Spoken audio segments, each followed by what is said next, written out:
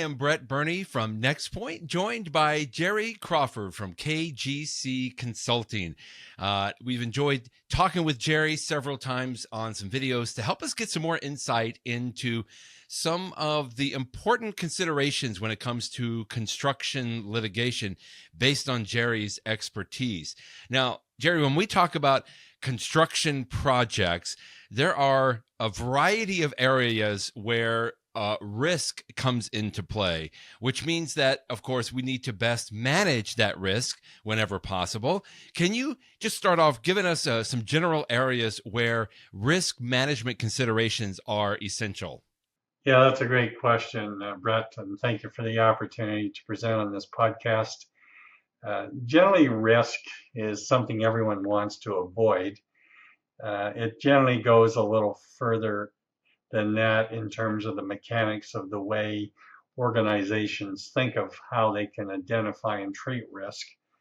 It generally falls into three categories.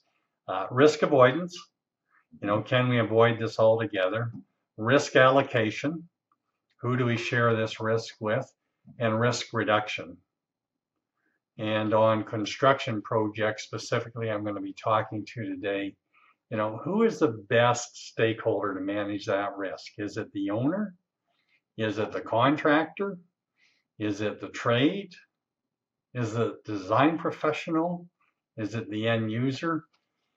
And this is where the challenge can often lie, where the intent of many owners is to download, and the general trend has been to download as much risk as possible to the other respective parties through the pyramid.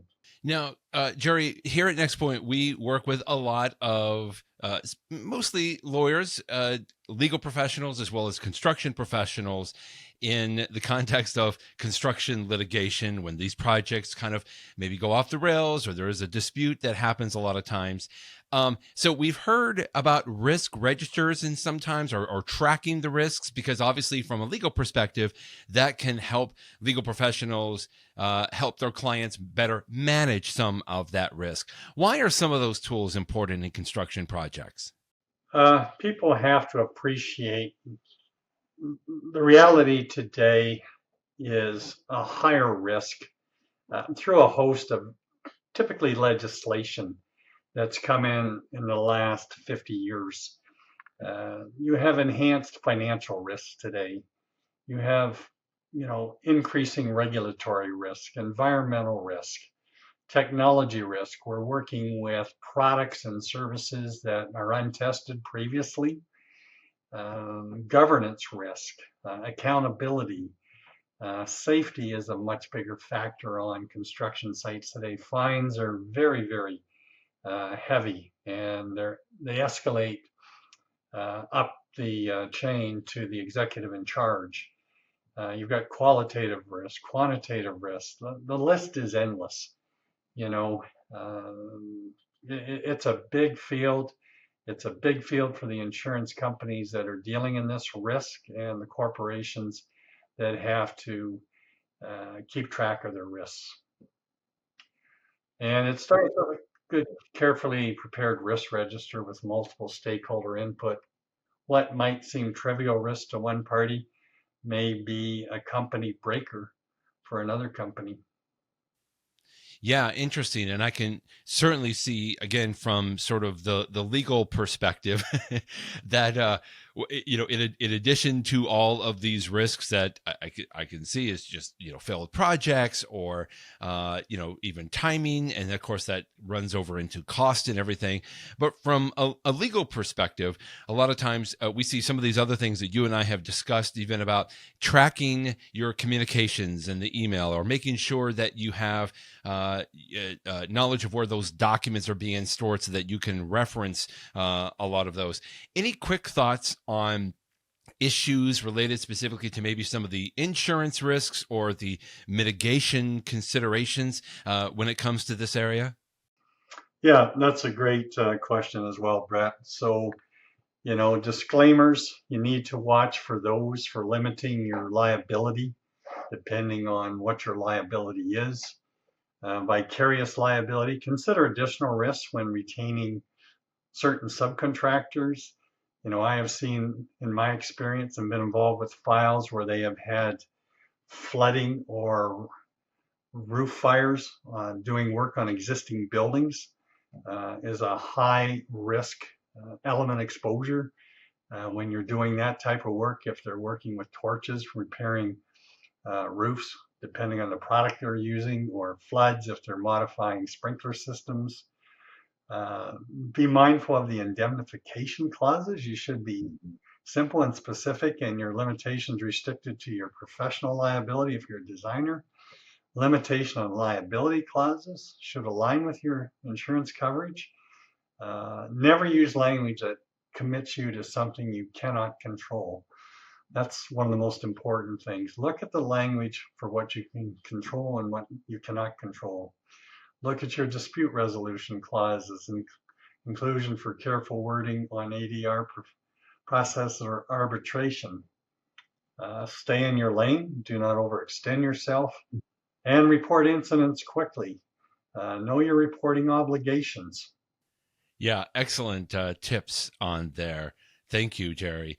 And maybe sort of this last question you can provide even some more tips. This is what we so much enjoy about having your expertise here, is just from your experience and your background and being able to provide some best practices maybe when it comes to this to all of our listeners.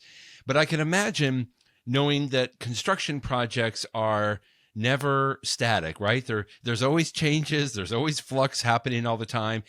And it would seem to me then that it would be important for construction managers, the executives, to sort of make sure that you're updating some of those risk registers, or just kind of going back and reevaluating some of the risks as the project moves along. Any other sort of good takeaways here as we wrap up on updating those risk registers, or just generally overseeing how some of those risks could change as you go through the project? Yeah, if they have a risk register, so often I see in many large projects, uh, and medium size and certainly small projects, there's no good risk register at all. It doesn't exist. So starting with a risk register is an excellent starting point. Uh, you want to have a candid conversation with your insurance broker or provider about what they see as hot button risks. They're only too happy to share their knowledge in terms of the do's and don'ts, whether it's cybersecurity risk or other issues that have emerged in the last few years, or expanding risk profile based on court cases. Some of the things I see in failures are stakeholders engaged in fictional outcome-based bias. My problem will get better next week. People do not document their risk properly in writing at the time it is occurring. Take a car accident, for instance. Quite often now the insurance companies have in their annual update notices at least a 5 or 6 point list of what you should do in the event of an accident, right? The name of the other party, the license plate, the date, the time, the weather, the police officer involved, a brief description of the incident, et cetera, et cetera. Getting a copy of the other insurance uh, policy provider who's involved in the accident. So a lot of times there's that failure, to your earlier point about not documenting. A failure to maintain good records or supporting documents and properly organized files. Keeping your attorney-client privilege files separate from others. One disturbing survey I recently read, preparing for this today, was that 40% of the respondents lack visibility into their corporate risk due to poor contract management processes. So as the project evolves, your processes to manage that risk need to pivot and change as you're going through your completion of your projects. A failure to act in a prescribed manner and time limitation. You have quite often a duty to notify your insurance crowd where you're mitigating risk through insurance. One of the big trends we're seeing more and more coming out of the pandemic with so much of the younger crowd inexperienced, being tasked with responsibilities above their knowledge level and experience level is just not following the standard of care. This is an emerging problem. You know, I'm asked more and more to write opinions on standard of care because certain actions or inactions or behaviors didn't manage risk properly. I think this recent storm that's hitting the US underway, you're going to find a lot of risk registers are totally devoid of the consequences and fallout. There may be no playbook in many instances. Now, it has gotten better with some of the bigger corporations, but the medium and small size firms, you know, what do you do if all of a sudden you don't have power for a week and your water lines freeze up? I suspect you know, there's going to be a lot of people doing a big rethink about how do we avoid this in the future.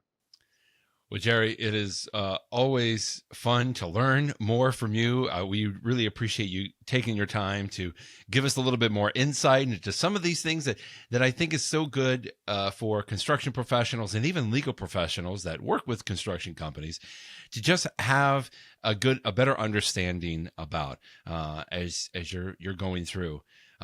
Jerry and his team can be found at KGC Consulting. And Jerry, I believe that's kgcconsulting.ca is the website. So if you have any more questions, as you can tell, Jerry is very generous with his information, happy to answer questions as he's been doing for us several times. Jerry, always a pleasure, and thanks for joining us today. Thank you very much. It's always an honor and a privilege to discuss these issues with Brett and the Next Point team.